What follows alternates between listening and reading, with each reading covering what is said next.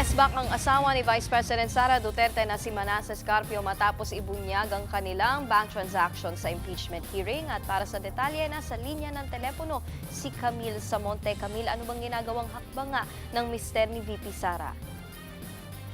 Hindi sa mga oras na ito ay naghahain ng criminal complaint ang asawa ni Vice President Sara Duterte na si Manasseh Carpio dito sa Quezon City Prosecutor's Office laban sa mga opisyal ng Bangko Sentral ng Pilipinas, Anti-Money Laundering Council at ilang miyembro ng Kamara.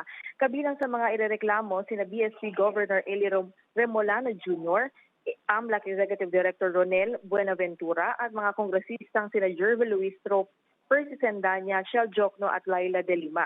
Nakasaad sa reklamo na nagkontrabahan umano sila upang ilabas ang confidential bank records na protektado ng Anti-Money Laundering Act at Bank Secrecy Law at Data Privacy Act.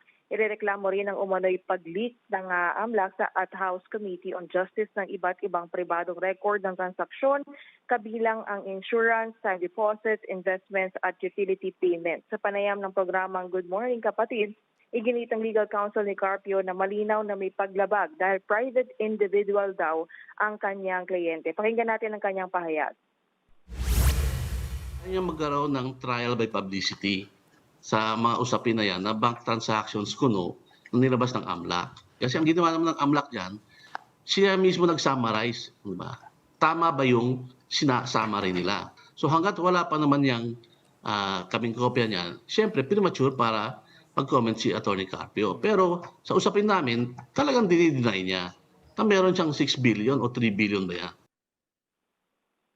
Hindi, kung babalikan natin sa impeachment hearing nitong nakaraang linggo, isiniwalat ng AMLAC na may 6.7 billion suspicious at covered transactions na konektado sa mag-asawa sa loob ng halos 2 dekada. Sa halaga nito, 4.4 billion ang pumasok sa kanilang accounts at 1.5 billion ang lumabas at 791 million ang hindi matukoy kung inflow o outflow. Ayon sa AMLAC, ang suspicious transactions ay may kahina-hinalang pinagmulan o hindi tugma sa kakayahang pinansyal ng kliyente, habang ang covered transactions ay lagpas 500,000 sa isang araw. Iginiit ni Carpio na napilitan siyang magsampa ng reklamo upang ipagtanggol ang kanyang asawa at banking community at binigyang diin na ang bank records ay mahigpit na confidential.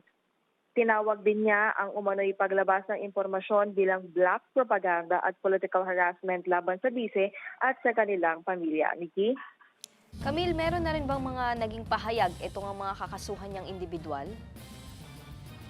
Nikki, sabi niyang Bayan Representative Percy Sendanya, inaasahan na raw nila ang pagsasampa ng kaso. Giit niya walang nilabag ang AMLAC at mga kongresista. Ito rin ang pananaw ni ML Party List Laila De Lima. Anya, hindi sakop ng prohibitions ng Bank Secrecy Law ang impeachment. Kapwa ni Nikaya, Sendanya at De Lima si VP Sara na dumalo sa susunod na impeachment hearing sa April 29. Yan muna ang latest. Balik sa iyo, Nikki. Ay, yan ang Express Report ni Camille Samonte. Mga kapatid, Nikki de Guzman po. Para sa pasada ng mga rumaratsyadang balita, mag-follow at mag-subscribe na sa social media pages ng News 5.